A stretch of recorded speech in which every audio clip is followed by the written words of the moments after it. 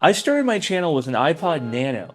A Nano? Yes, that was my first camera. I've had some crazy conversations, this week with folks like that, of all walks of life, of all ages, talking to people in their 70s, okay, here. It's not, the camera is not gonna make you talk, you know what I mean? Like, Yeah, the exactly. nicest, you could be sitting in the nicest setup in the entire world, and if you don't wanna speak, you're not gonna create any content. Yeah.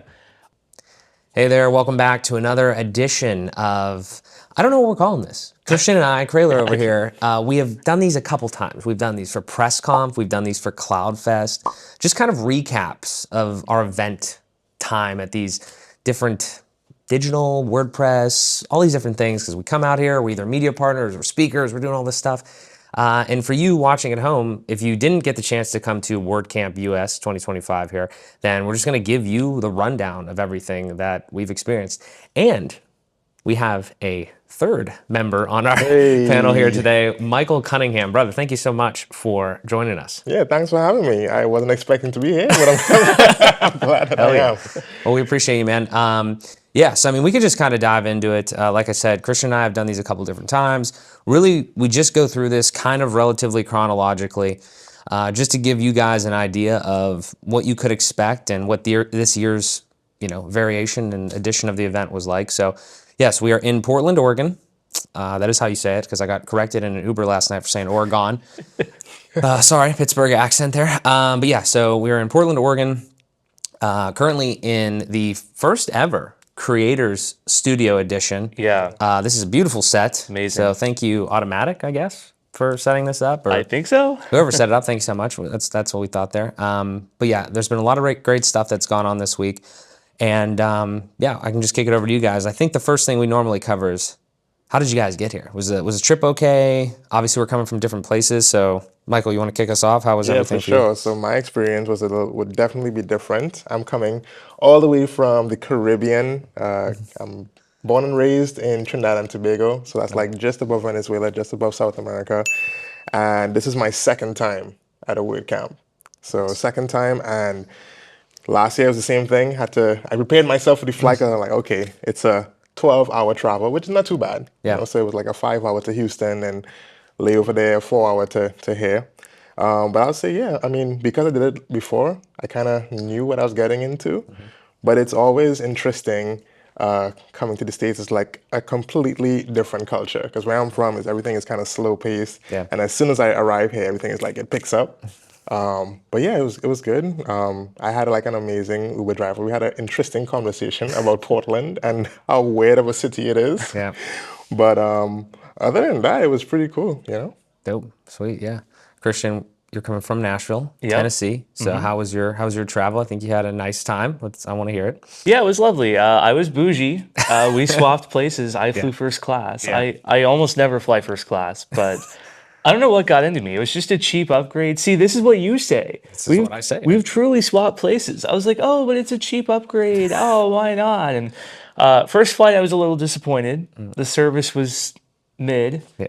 The meal service was bad. Very, very small. Light critic. Travel Channel. Three pieces of half frozen chicken. Wasn't loving it, but it was redeemed on the second flight, Denver to Portland. Amazing meal service, chicken enchiladas. There you go. So I was enjoying my time in the sky. But what about you? Yeah, so I'm coming from Pittsburgh, Pennsylvania. The quickest way to get here, which is kind of annoying slightly, is Southwest. And obviously they're going through all those changes or whatever. Not yet, I think, but very soon.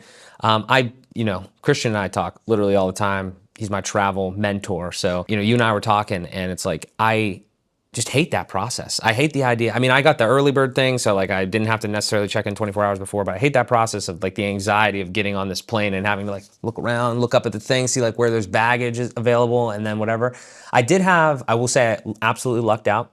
I got possibly something that has never been done. I was in economy, obviously, with Southwest.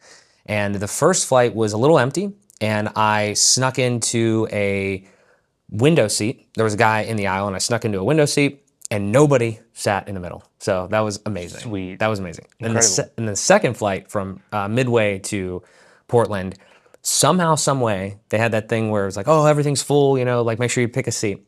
And I got on, and in the second row, there was a woman sitting in the aisle, or no, I'm sorry, on the window. And I was like, oh, I see a spot. Let me just get this real quick. So I sat in the aisle on that one for the longer flight, and no one sat in the middle on this full plane. Crazy. Unbelievable, absolutely unbelievable. So I don't know if that's ever happened, especially in the second row of a flight before. So I'm just gonna say that I was the first one to ever do that because I have no other evidence otherwise. So Trendsetter. that's it, you know. So, but yeah, it's good to see. Good to hear that we all had pretty decent trips here. I mean, once we got here, I mean, obviously we kind of came at different times. I know, Michael, you came a day or so later, but you know, now we get into kind of the meat of a little bit of the event there. If you come early, I think it's interesting. Maybe we could riff on this a little bit. I think it's early when you do get here, or it's interesting when you get here on like Monday. There's not really a ton like going on at first, and then you dive right into contributor day like on Tuesday. So I don't know, Christian, maybe, you know, I know you were here on Monday with me and you have like some interesting thoughts on getting here later, but like what's your experience been the couple WordCamps and all the events that you've been to? Like, do you like getting here like on the day of, or what's it feel like, especially depending on where you're coming from? Yeah, you know, I've done it both ways. Sometimes I'll get here on contributor day so I can just jump right into the event the next day. Sometimes I get here the day before. I find for WordCamps at least, I prefer getting here the day before. I've come to this realization recently because for WordCamp Europe, I arrived on contributor day. And it is tough to pack all your meetings into the 2 main days. So I don't usually do contributor day. I'm sorry. Blasphemous. I know. But it is really nice to be there on that day to be able to book meetings. And let's be real, a lot of people are doing the same thing. So I've come to prefer it. And you just get extra time to settle in the day before. You have that slow start to day one. I like it. I will say WordCamp US is very long now. If you're there for all of it, it's 4 full days. So it's quite a lot, but I don't mind it. I enjoy travel, seeing new places, except this year we're in Portland again. But next year, hopefully, fingers crossed, it'll be a new city. Yeah, we'll see where we're at. Michael, I know you had some like delay trouble and all that sort of stuff. What day did you get here? Remind me? So I got here on Tuesday. I had the same thought. I was like, you know what? I want to get here early so that I can kind of settle in and, you know, find my footing and everything. But what ended up happening was that I feel stupid for saying it, but I forgot to do my visa waiver. Yeah. Because like I travel on a British passport. And you got to do this waiver thing. And usually it takes like about a day. Sometimes it takes like 2 hours to clear. So I'm like, you know what? I missed it, but it takes 2 hours sometimes. That's the history of what's happened. So it's like, okay, I'm not going to panic. Did the visa waiver, whatever. And I'm on my way to the airport. I have 5 hours. I'm like, it's supposed to take 2 hours. So I'm heading there and nothing, checking my email like every 15 minutes to see. And I'm like, you know what? When I get there, it'll work out. I'm not going to look at it anymore. I get there and I have my passport in hopes that it's cleared. And she's like, did you happen to do your visa waiver? And she's like, well, you see, what happened was. And so she's like, well, we need that. So I'm like, okay, I have another like 5 hours before boarding because I got there pretty early because of the whole situation. And I wait 5 hours, 4 hours, 3 hours, and man, they were like, I'm sorry, we just can't take you. So like quickly trying to find the next flight that goes out the following day because it's a 12-hour travel. So I'm trying to make sure I get on a flight that would get me there in a good time. And so I did. Eventually, I got the visa waiver the following day. So that's a Monday. And I was able to get a flight on like Monday midnight or Tuesday midnight. Nice. So traveled. And then as I get here, great start. I'm like, okay, everything is settled now. I get to the hotel and they're like, oh yeah, let me check you in. So they're checking me in. I'm like, why is it taking longer than usual? I'm just standing there watching everyone like head to contributor day. Turns out that they gave my room to someone else because I didn't call in and tell them, you know, I was delayed. So I'm like, okay, no problem. I gotta find a place. So I'm like walking around meeting people, but the back of my mind, I'm like, I have no place to stay. Yeah. So, but fortunately, I was like, you know, let me just go check back and see if I'm gonna get a refund and use that funds towards the next place. And she was like, did you book a place yet? And I was like, no, haven't found a place yet. She's like, well, guess what? We had 2 cancellations. Oh, there you and go. I'm like, yes, Nice. Let's go. place.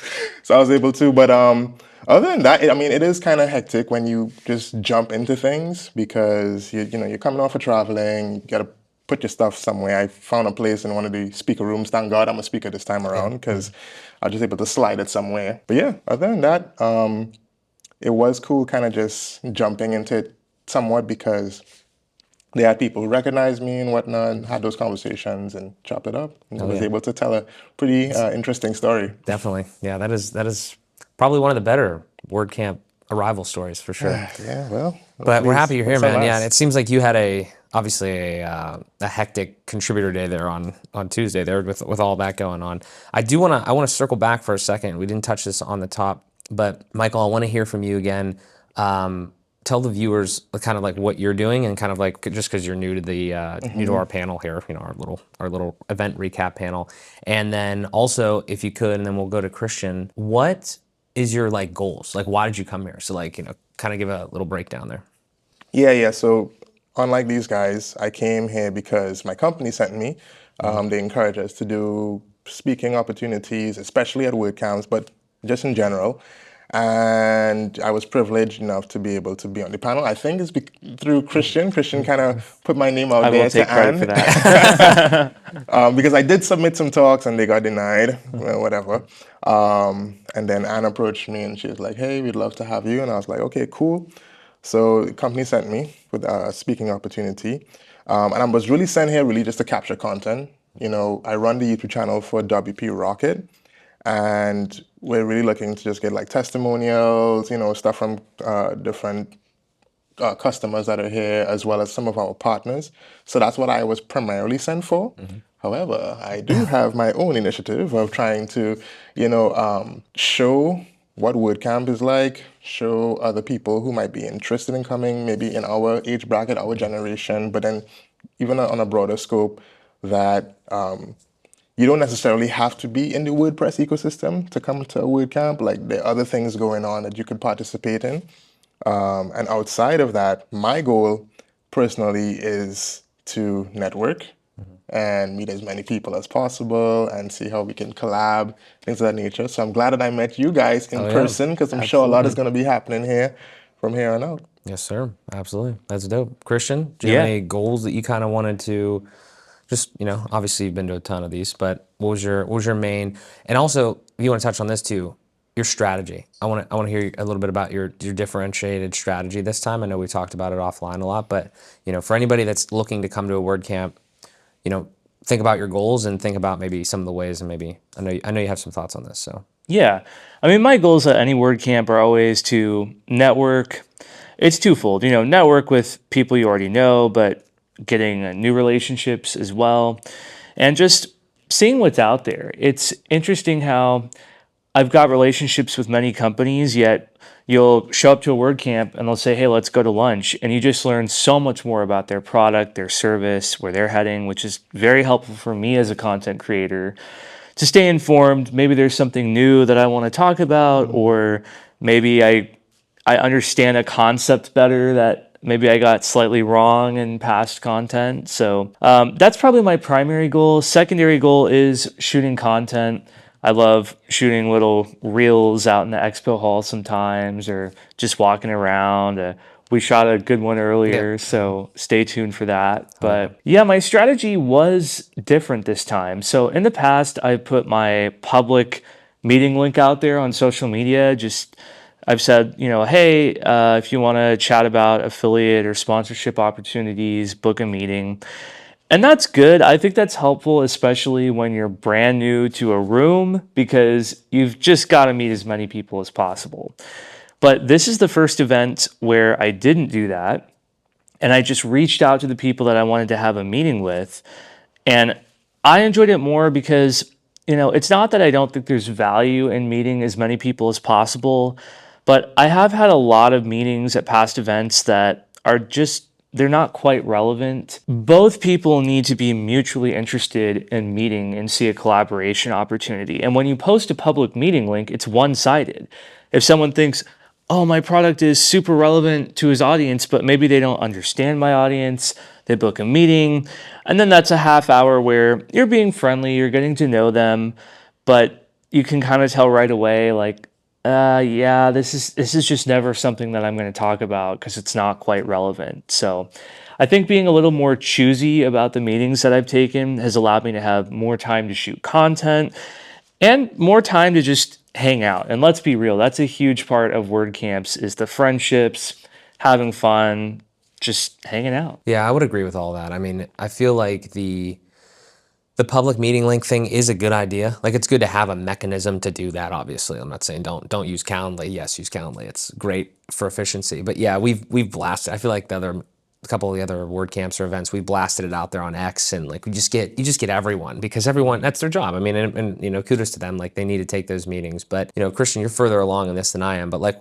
it only takes a couple times to realize that yeah, there needs to be that mutual interest, because you know, as I've learned in the beginning of this year, you can't just like, you can try to work with everyone at first, and that's not a bad idea, but there needs to be, you need to keep your own authenticity and your voice when you're creating this content.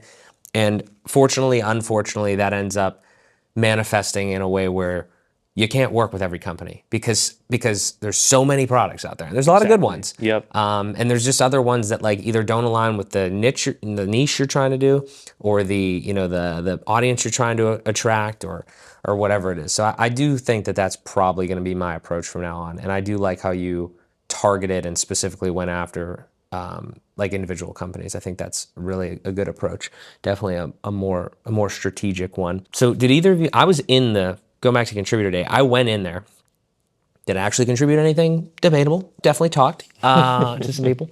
Had some good conversations, and I do want to get into that aspect of this whole thing because that's one of my favorite parts, if not my favorite part.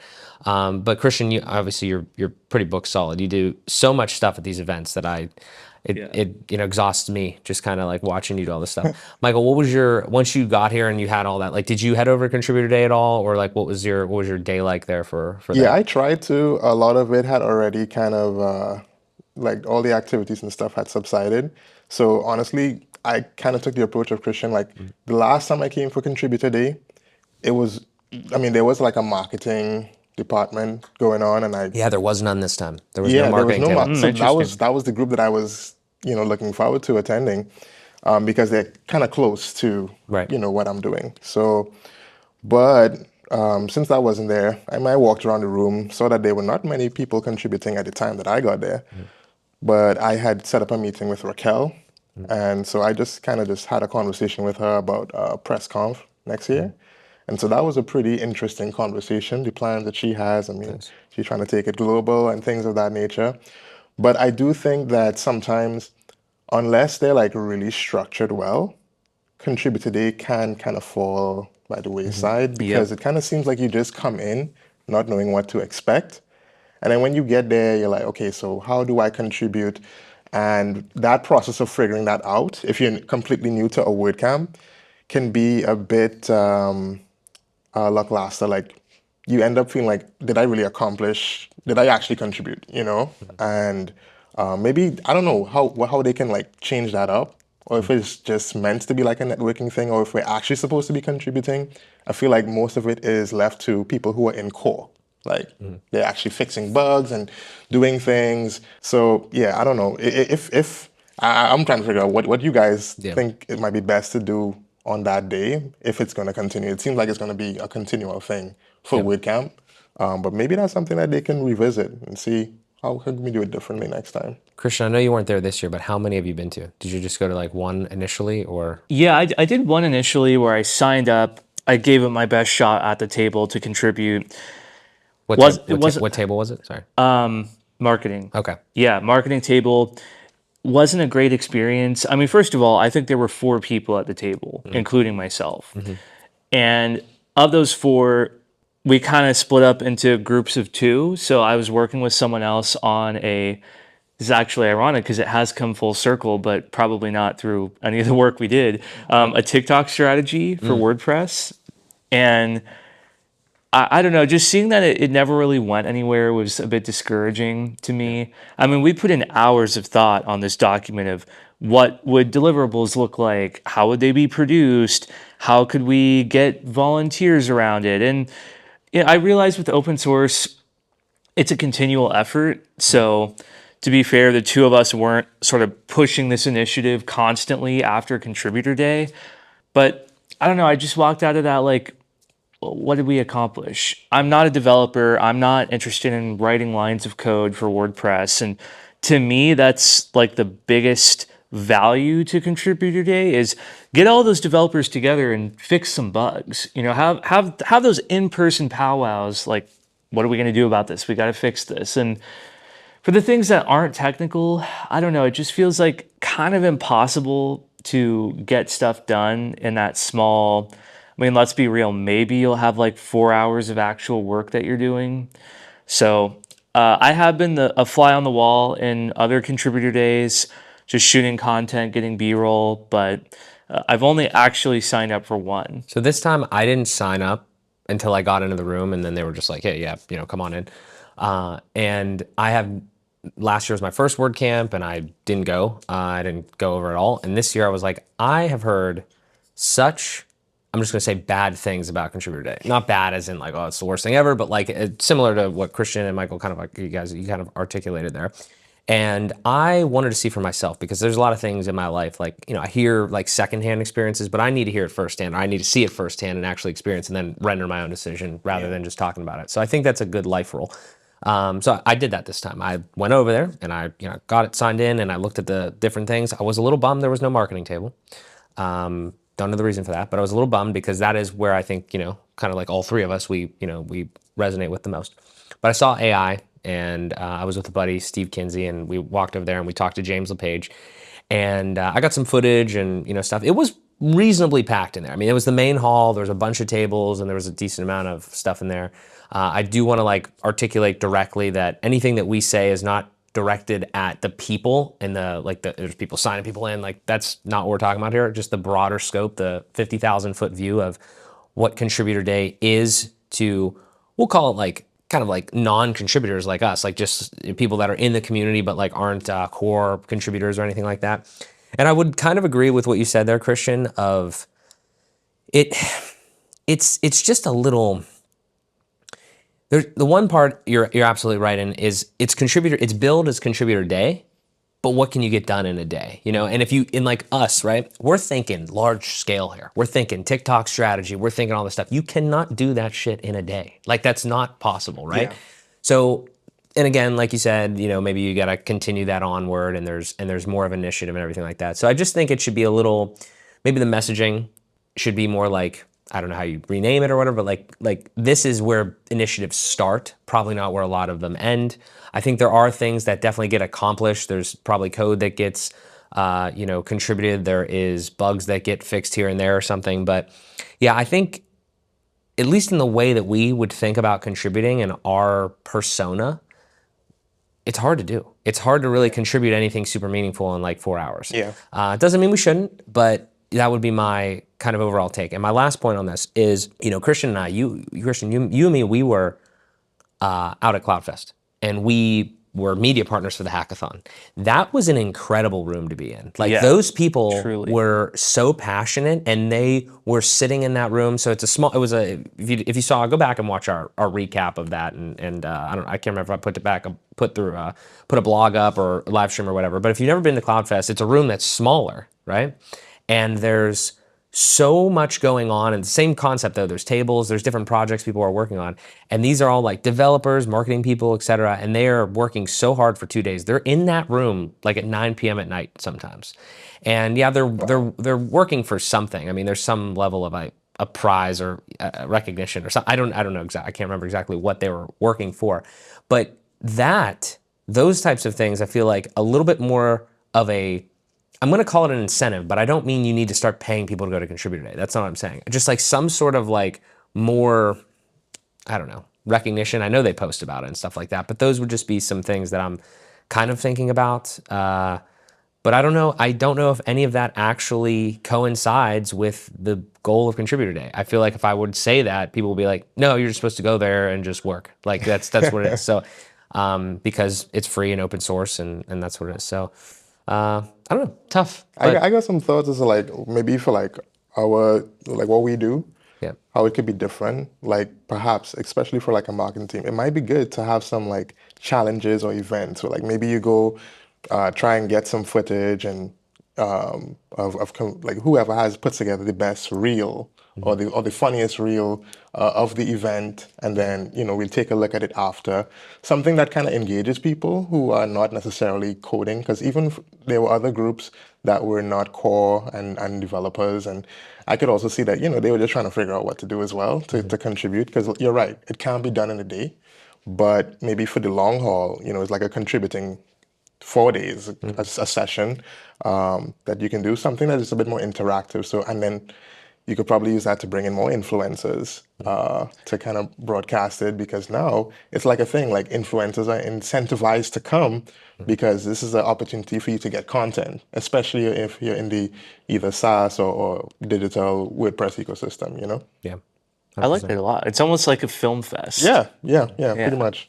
Yeah, I just think that the more that I interact with people that aren't completely, entrenched in open source, because it's a totally different topic. We don't need to get into it, but the idea of open source, right? Like a lot of younger people like us, like, we constantly think about this, like they don't value it enough. Maybe they don't know what it is, and then they don't value it, and so many other things. Like people need almost like some sort of an incentive, I feel like, in a lot of things. It doesn't need to be a big one, or even just like something that's interesting, again, like a film fest idea where there's a little bit more collaboration or some sort of something. I don't know. I mean, because there's the last point on the contributor day, but like also if you look at all the tables, it's not the same vibe as the hackathon. They're not working as a team. A lot of them are sitting down, and there'll be like two people working on their laptop, maybe talking to each other, and then there'll be like, it's the same table, but then there's like another, you know what I mean? Like it's categorically the same thing, but not everyone's working on the same thing, nor is everyone like fully interacting. Now, I wasn't there at the beginning. I jumped in kind of in the middle, like maybe like 10:30 or something like that. But I know there's a lot of really talented people in this community, and I'm just trying to see, like, is there any other ways that we could continue to get people involved while also incentivizing in some manner that's applicable. Yeah, I don't know. absolutely. But yeah, I was there. So firsthand experience, that's what I think. Nice. So that's that. Okay, so that was Tuesday. Remind me, we had a meeting. I want to definitely talk about our big meeting, the three of us. Yes. Was that Wednesday though? That was Tuesday. that was Tuesday. Yeah. Okay. Yeah. Should we jump into that? Yeah, let's do it. All right. So one of our biggest meetings, and again, the meeting that we were all three in, I posted as of recording this, literally this morning here, we're recording this on Friday at WCUS. I posted an image that is in one of the VIP suites, and there's a big boardroom, and it's myself, Christian, Michael, I'm going to forget all the names, but a bunch of automaticians, Ann McCarthy, Matt Mullenweg, all around a boardroom table. And we chatted with Matt for an hour or so, somewhere like that. And kudos to Michael, I think, because this was your idea. Was this your idea? So big kudos to Michael for getting us all in that room. Do you want to kind of like give us the rundown of why like we were there and like the initial concept, and then we can kind of talk about what happened? Yeah, I think it stemmed from, we had a meeting with Anne to talk about, what we were going to talk about today at our talk. And I was like, it would be good to, I guess for me, it's always hard to tell, especially with Automattic, what the vision is, what the goal is, especially for marketing. Like for me, I think the vision I see from getting WordPress to where it is to where it needs to be is through content. I strongly believe that. And I was like, okay, if we're going to talk about WordPress on YouTube in our talk, then we probably need to see if there's anything going on. Mm-hmm. And if not, like, can we skip the middleman of whoever we need to talk to and just jump to the head? Yeah. And see if, what is his vision, but also, hey, is there something that can happen there? And I was like, hey, I mean, I didn't think it was actually going to actually. This man goes straight to the top, straight to the boss. So I was surprised that Anne came back and said, oh yeah, but she's a go-getter. Okay. She made it happen. And she was like, hey, we have a talk set up, and we'll see when we can get in his schedule aligned with us. And so we got into this room, and to be honest, I wasn't sure what to expect. I mean, we had like a little meeting before to kind of see what we, if our goals align, what we all wanted to get out of it. And for myself, it was pretty much, how can we use our talents to, one, I guess, broadcast about WordPress and put a lot of content out there. That was like the main thing. And then as you kind of got me thinking a bit more about, like from a higher level, okay, so what is the actual intention of this? And I hadn't really thought it out at that point. Like I was just kind of going with the flow because I didn't think it was going to happen. But as we got into it, I was curious to find out, what is happening behind the scenes in that regard, as far as a marketing perspective. And then, getting into the room with everyone there. I mean, I didn't expect all those people to be there either. I thought it would just be like, and three of us. I mean, she said Mary was coming, so that was pretty cool, and have this conversation. But it was cool that Jamie and other people who seemed to have a little bit of buy-in into it were there as well. The conversation did not go exactly how I intended it, but I do think that there is interest in social and YouTube and figuring out how do we get WordPress more out there with the masses. I mean, it's 43%, so a lot of people know about it, but just a little bit more educated on what WordPress is. It was a great questions that you asked as well, that I think gave us some insight into a ton of things. But yeah, that was kind of my thoughts on that. Love that. Yeah. Any thoughts, Christian?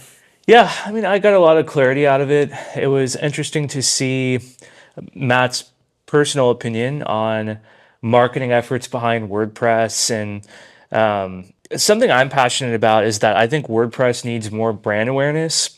But I understand the conundrum is who's going to pay for that and what's the incentive there? Because if there's a lot of marketing for WordPress high level, well, perhaps Automattic decides to invest in that, but then someone Googles WordPress, they end up at GoDaddy, they buy hosting through GoDaddy. And so from a business perspective, it's a little bit disjointed, and that's not something I've really considered before. But it creates a unique challenge because I still believe that we need more brand awareness around WordPress, especially if we're going to see the next generation adopt it. Yeah. So some thoughts. Yeah. Huge shout out to Anne. Thank you so much for obviously putting our panel together. We're excited to give that talk, but also for getting us in the room with Matt Mullenweg and so many others. Great minds there. I just love the dialogue and all that. Yeah. I mean, when we were in there, my perspective on that was I just kind of want to understand Matt more because again, so much of this is like, what do you hear versus what's actually true or what's the case. And personally, I don't know about you guys, but like I hear that everything kind of goes through Matt, like all the decisions are made there. We've talked to a lot of automaticians this week. We've met a lot more than we already knew. Still kind of confused, but it's totally fine. We're working through that. But it is interesting because the thing that I can say about all the automaticians that were in that room and all the ones that we talked to is that it's a very interesting situation, and then it makes it even more interesting or just like weird for us guys like us to navigate, guys and women like influencers, everything like that to navigate, because everyone at Automattic is really talented. Everyone at Automattic has their own side projects, their initiatives, they have their main job. They're all trying. I've never seen this, like honestly, I haven't worked at big, huge corps or worked with them a lot, but everyone wants to move this thing forward. It's actually really interesting. Everyone is bought in seemingly. And I don't know if that's because they're extremely passionate or just they want to keep their jobs or whatever it is, but like they are really passionate. It's very, very impressive. And so when we get in the room with Matt and we're trying to understand him, I think we did achieve a good amount of clarity on that. It does seem like most of the things I feel like we kind of agreed with. It seems like, Matt and the people at the table in general, and Mary, obviously has great insights. They want to move WordPress forward. They understand that it's 43 or whatever % of the internet, but there is opportunities to grow. It seems like they're willing to invest in, influencer marketing and all these other things, YouTube, different platforms and stuff like that. It seems like some of that's already going on, which is great to see. And yeah, I mean, I don't think it went as well. All right, it went well. I don't think it went the way that we necessarily thought it was going to go, but I think it was a really solid meeting, and I'm very appreciative that we were able to be in there. Do we think there's still unanswered? I mean, obviously there's probably some unanswered questions, but like, is there anything that after having a couple of days to digest that or just other conversations that we've had, do we think that there's what actually is some of the reflections or the problems that we see, like you mentioned, Christian, right? There's like that leaky bucket problem almost of Googling WordPress or trying to find WordPress, and it's like, where do they end up going? But I do think I'm saying this without a lot of thought behind it. So, this is just a hypothetical thing to talk about. You put that disclaimer in. I do think the way to market WordPress is kind of just to market defaultly by WordPress.com. Yeah. Because Automattic is the entity with the money. I'm kind of putting pieces together. Like that's the commercialized entity. And if you can get people into WordPress.com, the likelihood that you could, they're in, you know what I mean? They are in at that point. And if they really need something, then they could scale that up, or they could go to WordPress.org. You know what I mean? It's like you need to get them on the software. Yep. Is the way that I'm thinking about it. That's a good point. And I know WordPress.com, WordPress.org, not exactly the same thing, especially if you're in this and you understand like the differences. But I feel like we're in such a bubble with that. Like we always think of it from our perspective. And it's like there's a lot of people out there. Like I think the average automatician is creating content not for people like us. It's creating people for like random people that don't know anything about websites. And they just like need a website. So it's like, oh, you can go to Squarespace, or you can go to WordPress.com, or you can go to whatever. So I know there's a lot there, but anything resonate with you guys on that? Yeah, I agree with you. I strongly believe that WordPress should go the direction more of what Ghost is doing, where it's Ghost.org is kind of like the official hosting of Ghost, and it's still open source. You can still host it on your own server if you want. There are a few third-party Ghost hosts, although it's not as common because it's a much smaller market. I think the trouble is there's a wonderful WordPress community with so many different hosts and plugins and products, and I don't think you can truly have both without one suffering. So either we continue this massive ecosystem and the brand awareness of WordPress suffers. Long term, I think that's bad for the health of the project. Or it starts to feel a bit more commercial, really push WordPress.com. Brand awareness could be amazing. I think it could be more competitive with things like Squarespace, Wix, Shopify. But the ecosystem's going to take a bit of a hit as a result because it's going to make it more difficult for these other companies to be competitive. Yeah. Michael, you got any thoughts? Or? Yeah, so just like you would have mentioned, I did end up talking to a lot of different automaticians. And in particular, yesterday during Showcase Day, there was one particular, I'm not going to name drop anybody, but he said that when I told him the conversation we had and everything, he was like, yeah, I've been trying to push this for a while now. I'm like, oh, okay. So there are people who are in there who are trying to get this done. He's like, heck, I'm gonna do content. He was willing to do it himself. So I think for sure the conversation just needs to continue. We just need to have more, just more conversations about it until it actually happens. Because I feel like it's easy to theoretically say, like, we understand that, this is something, initiative we need to do, but until it's actually being implemented and executed, I will say I have to give props to Darian and Michelle for kind of taking on the TikTok. I don't know if you guys have seen it, but I'm like, okay, this is a step forward. We just need a little bit more of this, and maybe if that is successful, maybe it'll pave a way for other things to happen. So I'm hopeful, but I'm also like, just kind of watching behind the scenes to see, okay, if it does take off, how can I help? How can I contribute? Yeah, it's definitely a big ship. It's a big initiative, the whole thing, with so much history and legacy stuff that you got to sift through and deal with. And this, the branding nightmare of .com and .org, it's like, it's very difficult to have two products named the same thing, but actually different. That's, it's just with the TLD being the difference, ultimately, it's a wild situation. But I do think, I've seen some really interesting things, like you said there, Michael, this weekend. I'm hopeful. And I'm glad that we got the clarity that we did. So I think that was a success. Michael, thank you for bringing that idea to the group. Thank there. You, and then we made some strides there. Plus, I made that post, and Matt Mullenweg followed me back on X. So that's a big win. That's a big He's got his attention now. That's a big win. That's what's up. Yes. All right. Awesome. But so that was Tuesday. Anything crazy else happened on Tuesday that I'm missing? I don't think anything. That was night one of the after parties. Yeah. Okay. Any highlights? Yeah. What did we do that night? I don't know. It's all a blur, bro. I don't. The barbecue. The barbecue. Did we talk about the barbecue? Damn, but we only have 20 minutes and we're going to... The barbecue. All right. We got to speed run some of this. The barbecue. We went to get some barbecue with Grade, with Andrew, with Adarim, and a bunch of other people. And just we gotta stay high level on this.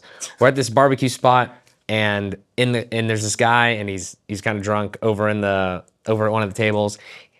Our waiter is taking our order. He drops it. This guy over here spills his whole drink, and our waiter goes like, "Jesus Christ, Tommy," and not again.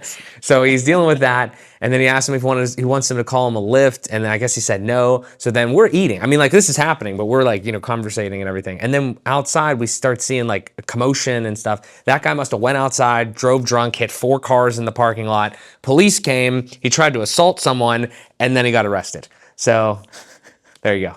Whoa! All this was going on. What happens in Portland? You know what I mean? Yeah. So that was wild, but the food was great. The food was good. Food was pretty good. Great barbecue spot. Yeah. So that was that. That was exciting. So that was night 1. Yeah. Yeah. Off to a hot start. And then Wednesday is Showcase Day. If you're not familiar with Showcase Day, it's kind of where it's programmed talks, but it's not specifically about all WordPress related things. I feel like there's a little bit more leeway. You can kind of talk a little bit more about not necessarily your product, but the way that your product works in the ecosystem is kind of a way that I would see, or maybe even more like actually like hands-on demos and stuff like that. I feel like is kind of the idea. Did you guys do anything crazy? Did you get into any showcase talks or anything? I haven't gone to a single talk yet, which I feel kind of bad about. I know. God. I know. Oh my God. Blasphemous. Yeah. Well, Christian is tough. Michael, anything? Yeah, I went to maybe 2 or 3. It was a mixture of like very new speakers. I think what they tried to do is be a lot more inclusive. So you'd have speakers who probably haven't spoken before us, and it was just good to support those persons. Outside of that, there were a few in there that I was able to take away from. I think I went with you actually. It was more of like a workshop, like a master class with Jamie's zone. Obviously, it was meant for like beginners, right. Like complete beginners, but it did give me insight into like how many people like are completely new to WordPress that come to WordCamp. Yeah, I did not know. It's wild. It's honestly wild. Like, yeah, you look around and there's people that, again, this is a huge topic and one that we should probably dedicate a whole time to, but it's like trying to unearth the actual truth of like who is interested in WordPress and like and who sees WordCamp on like, an advertisement or a, account, like somewhere and is like, oh, I want to go to that. It's very confusing. Yeah. Like, in a good way. I mean, like, it's cool that there's so many people like willing to, walk in, that are here and willing to walk into Jamie's thing and be like, oh, like this is the block editor, this is the basics and everything. I've had some crazy conversations, this week with folks like that of all walks of life, of all ages, talking to people in their 70s, okay, here. And it's like, they're amazing people, and they're conversating so like interestingly, and I'm talking to them about life stuff, but I'm also talking about WordPress, and they're not. It's not even like they're working or building sites for people. They just have projects that they want to do, and WordPress is the outlet. I think that needs to be. I know that's one of the hallmarks of WordPress in a way. I think it needs to be highlighted more. There might be some more stuff that we could do around that. From the DIY type angle. It's just not where my mind ever went with WordPress, because I immediately started using it and building sites for other people, myself as well, but mainly for other people. And it is just wild. We need to find the origin of how these people find WordPress. There was like a young, I was able to interview her after. So she came with her boss, I guess, who, she's like a designer. She's a graphic designer, and I guess like they do the designs for the websites or whatever. And she's like 23, I think, and she had no clue about what WordPress was. And so she's in there. She was actually trying to like learn how to build a site and everything. She said her experience was like, it was a bit too fast. However, it was just cool to talk to someone who had no clue about WordPress. And now she's like, okay, I feel like I can actually go ahead and build a site, and I've learned so much, and she's open to coming to the next one. So I do think it's like a diverse range, which is actually pretty cool in my opinion, because you find people who are doing this, like this is their profession, to build websites, like you said, for an agency, but then people who are also doing it for a hobby, and then people who are like, hey, this is just a cool thing to learn how to do if I need to learn how to do it. So, it does have that inclusivity that I think is pretty cool. So, yeah. I mean, again, Showcase Day, A lot of stuff going on there. I think that was Grades talk that day. Again, I have no idea Yeah, it when. was that I have day. no idea what happened. I just kind of know roughly where I was at, a random time, I guess. So yeah, I was at Grades talk. Jacob did a great job there, and then evening time. Yeah, there was the Grade and Big Scoots party. Oh yeah, on a rooftop. A lot of rooftop parties in Portland. Can't go Yeah. wrong with rooftop parties. Been beautiful weather, by the way. Oh, yeah. I mean, it's been Yeah. warm, but I like warm. Yeah, I love warm. Fantastic. It's great. Yeah, I went to the digital asset happy hour on Tuesday. That was great. Or Tuesday, Wednesday? We're Today's- lost. I don't know. It's whatever whatever. day it was. Days get blurred. Shout out to Pork Bun. I appreciate seeing a domain registrar at a WordCamp. So Nice. hopefully they'll continue next year, even when it's not in their hometown. We'll see. Hell yeah. Did we go somewhere after Grade? Yeah, we went to the WordPress.com happy hour. Oh yes, okay, yeah, that was a really good. Honestly, that was a really good. It was in like a smaller bar venue, but like we were there kind of like later. I think we all went there, right? And we were there, and that's where we walked in, and there was a lot. Honestly, I was probably the room where I knew the least amount of people, just because a lot of them were automaticians, and they're like automaticians that aren't necessarily public facing, but they're all doing like crazy stuff and like have all these initiatives. Met Paul. He's working on kind of like international marketing in a way, I want to say. Sorry if I'm not exactly describing that properly. Met a couple other influencers and like other, Alicia Ortiz, and that was I had some good conversation there. I thought that was solid. Again, I mean, it's just a hallmark of this. My favorite part of this is having those connections. Not even necessarily the meetings, but some of the stuff where you can create. I feel like, I don't know if this is like a me thing. I feel like it's all of us because we're just like constantly thinking about what we can do better, how we could move everything better, obviously increase our business and our jobs and things like that. But I feel like I like building rapport really fast with people. And I think I'm able to do that in these one-on-one circumstances. I was thinking about this earlier today, actually. This is like, I'm newer to the event space, but Christian, I think that you would 100% agree with this. When you're in person with somebody and you're actually talking and you have that opportunity to make that, like, you can build rapport very quickly, and then that could lead to, again, just collaboration and different stuff like that. Absolutely, 100%. Yeah, and I think that's my favorite part. I mean, obviously there's talks and stuff like that, and we can get a lot out of those. But I got into the event space a little late, but I'm happy to see that, in a post-COVID world and all that sort of stuff, everything is pretty solid now. And the one thing I'll say is, we didn't comment on this yet, but what do we think? Were you here? You were here last year, Michael? Yeah. What do we think about this year versus last year? It's a lot smaller. A lot Yeah. smaller. I mean, the ticket sales through WordCamp Central, you can go and look up the data. I think it's just over half the size of last year. And there is a gaping hole when you walk in the exhibit hall Yeah. for Did more you guys reasons go to than the, one. like the group photo thing? Were you all there? I For was there for Contributor Day, or did they do another one? There was one like yesterday. Yeah, I missed one. that. Yeah, I was at the Contributor Day one. Yeah. Dude, they were like probably like 100 people. No way, really? Wow. Yeah. That's Jeez, crazy. I'm gonna have to see what that When we looks had like. to keep waiting. We're like, oh, I thought the can Contributor you Day was can you pretty big. stay here because other people were like in a session. But it looked so scarce compared to like last year. Yeah, that last year And was big. it's Yeah, like it you could fills up tell the that whole there were less people here. I wonder if Contributor Day seemed pretty big though. It did. That photo was pretty Yeah, big. it was. Yeah, obviously it's smaller, for probably a variety of reasons. But I don't know. I feel like it's noticeable. I posted a video like in the sponsor hall. It's kind of like a little smaller. There wasn't as many things like kind of built out. The lunch area, I feel like it was huge last year. So that's like a little different. But yeah, I mean, I think I'm hopeful. We don't really need to necessarily comment on like what this year kind of entailed and everything in between. And again, just two in the same spot, especially like super on the West Coast. I think there's a lot of people coming from Europe. There's probably a million reasons. I'm hopeful, and we will find out in a few hours, that the next one will be in a location that is like, no offense, Portland, but like at least a little more accessible, especially for European people and stuff like Yeah. that. And for me, because I'm in Pittsburgh and I don't want to fly over here. I'm selfish, you know what I mean? I don't want to fly all the way up. But we'll see where that's at. That'll be really interesting. I hope we find out today. Fingers crossed. Yeah, Why wouldn't we? Well, at the end of, I think it was the National Harbor one, they didn't announce the location. Jeez. It was months before they announced that it would be in Portland after National Harbor. Okay. So it's hit or miss. Sometimes Yeah. they announce it if they have that information, but Do we want to sometimes place any quick bets? not. Sure. So, well, okay. Do I have to give one city? Yeah. Oh shoot. Okay. Where do we think it's going to be, or where do we want it to be? I I mean, Should we do both? If you want, yeah. Okay, where I want it to be is Nashville. Not going to happen. It's already been in Nashville. Objectively, I think it's not a bad spot, but it's already been there. It's not going to be there again so soon. Where I think it's going to be, my four guesses are Miami, New York, Houston, or Austin. Here's why. I think Texas is a strong contender. I don't know how long it's been since there's been a flagship. I don't know if there's ever been a flagship in Texas.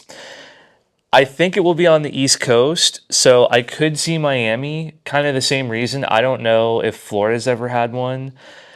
New York, that's the biggest toss-up for me, but Automattic, I believe they just opened an in-person office there for the AI team. It seems like they're investing more resources there, so I could see them having some pull and kind of wanting it to be there. But New York's very expensive. It'd be kind of, well, not hard to get around with the subway and all that, but I don't know. That's definitely like my wild guess, but those other three are I'm maybe a bit more confident about. Gotcha. What do you think, Michael? Yeah, I was thinking New York as well is where I think it would be, just for the same reasons, with everything kind of building a base there. But I would love for it to be in Georgia. Yeah. Just because Atlanta. that's where I'm moving to next year. Oh, yeah. Miami would also be a good spot for me. I think just East Coast in general, because it's just closer to me. I'm closer to the other side of the world. So for folks who are in Europe, it's easier travel, less jet lag. So yeah. Yeah, I want it to be in Pittsburgh. So, but obviously. The airport will be ready. Yeah, so I don't have to move whatsoever. And just like walk down there and stay at my house. Yeah, I'm thinking, something tells me Florida or Texas, so any of those. But again, yeah, I could definitely see New York. Man, I don't mind going to New York, I guess, necessarily. It's not far from me, but man, that seems It'd be a bear. intense. It would be really intense. I mean, I've never been there, but like, where do you go? Like, do you go, is it like a Manhattan? I don't know the neighborhoods enough. Like, Yeah, that would be one where I would have to stay at the event hotel. It would be I'm not messing around. yeah, I don't even, that'd be unbelievable. So The streets of New York, man. I do think though, there's a non-zero, and honestly, I wouldn't be surprised at all, and I will boo if it's on the West Coast again. I will be upset because I do not want to come back out here. I mean, Do you think Portland again? if it's, I heard some rumors. I might not come back. So, like, I mean, just because 3 years in a row is excessive, I think. But I don't know. So we'll see. Maybe like a San Diego again. I know it wasn't not too long ago, but I don't know. I would actually love that. I love San Diego. I mean, I'd try to go a new place. San Diego's my favorite city in the U.S. Okay. We shall see. Well, maybe. Or maybe not today. I don't know. We'll find out. But I think we're running a little low on time. I think we have maybe 5 or 10 minutes left here. So I do want to speed run through some of these other things. Thursday, and then what was left of, or what we have today on Friday. Thursday, any talks or anything crazy that stood out to you guys? I think that initial keynote was pretty interesting. I don't know if you guys went to that. It was with the guy from Google, Danny Sullivan. That was pretty, like it was good because in the sense that it was good to like understand like how Google is handling SEO and things of that nature, because sometimes you're just like not really necessarily sure who's behind the scenes working on these things and what's the initiative there. But it does seem like Google does actually put some thought into how content is dispersed, whether it's videos, images, whatever.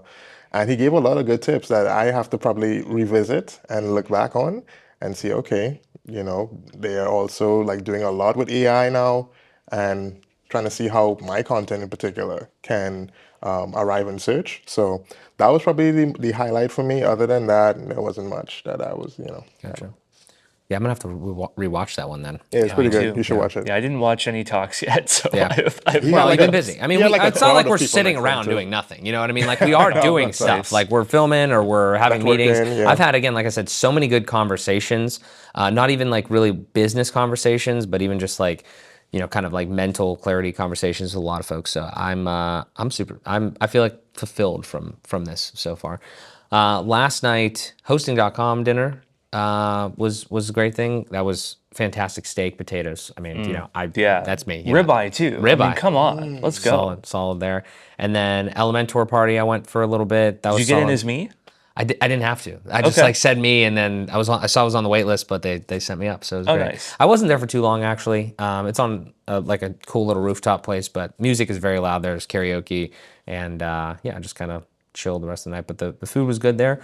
Did you get up to anything, Michael? Oh, Chilling, I just chilled. chilling. There you go. I Smart. mean, I signed up for some of the stuff, and I was like, you know what, I'm just Yeah, kicking you know, I mean, third I day. went to the mall. The mall up Yeah. the street, the one that Yeah. looks abandoned. I was like Washington Square. It was Okay. it was like 28-minute drive.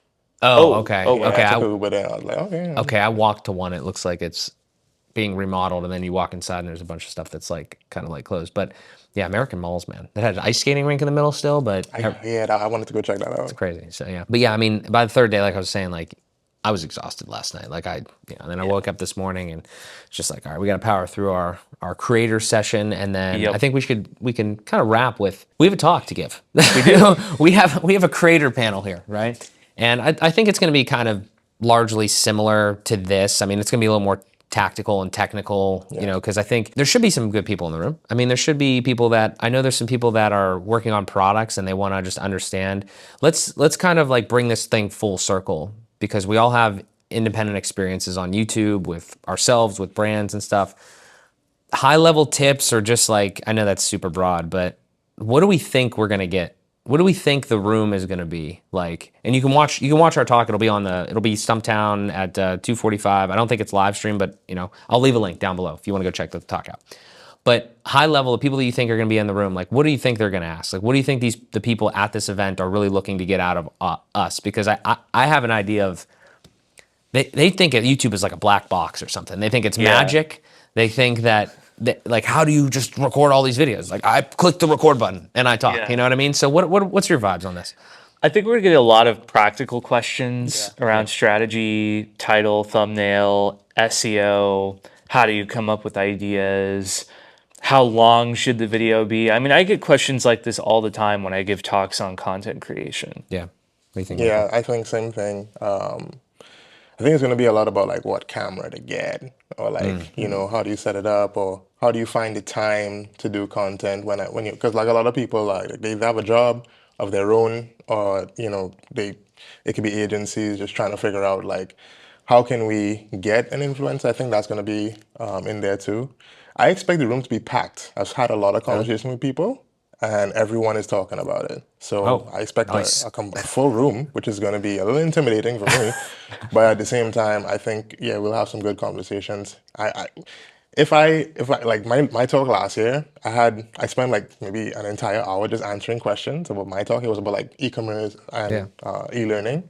So I imagine a lot of that is going to happen after the fact as well too.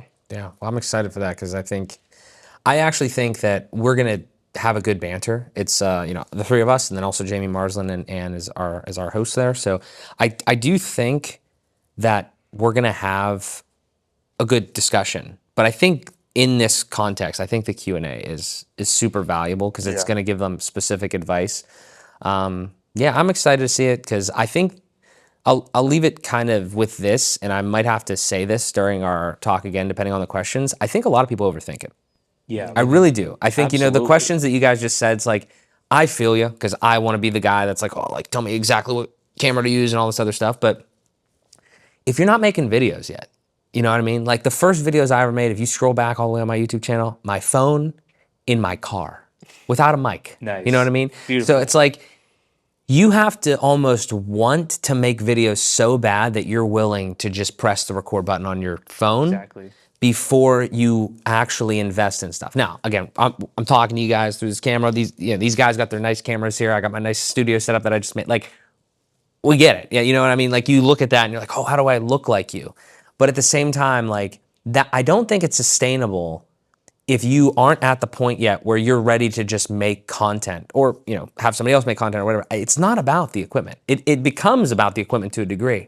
But until you or whoever you're trying to, you know, fit into that piece, want to talk about your product or talk about what you have going on, talk about your agency. It's not, the camera is not going to make you talk. You know what I mean? Like the nicest, you could be sitting in the nicest setup in the entire world. And if you don't want to speak or if you don't feel comfortable, which takes time, Yep, it does. Absolutely. you're not going to create any content. Yeah. I started my channel with an iPod Nano. A Nano. Yes, that was my first camera. Does that even have a camera? I didn't even know it had a camera. The 5th generation and later. Oh, I that was took amazing. it. Okay, wow. It had a camera. Yo, That's amazing. And that's what I started. Quality must have been immaculate. Shot on a calculator. That's amazing. Well, yeah, so super excited for the talk, guys. Thank you so much for sitting down with me here in this beautiful creator studio. Yeah, it's another one in the books. So I will leave both your guys' channels and everything like that all down below. But yeah, thank you guys so much for watching. We greatly appreciate it. Hope to see you at 2026, WordCamp 2020, WordCamp US 2026, wherever that is. We will find out. We'll find out, hopefully. Sweet. Appreciate it, guys. Thank you so much for watching. We'll see you later.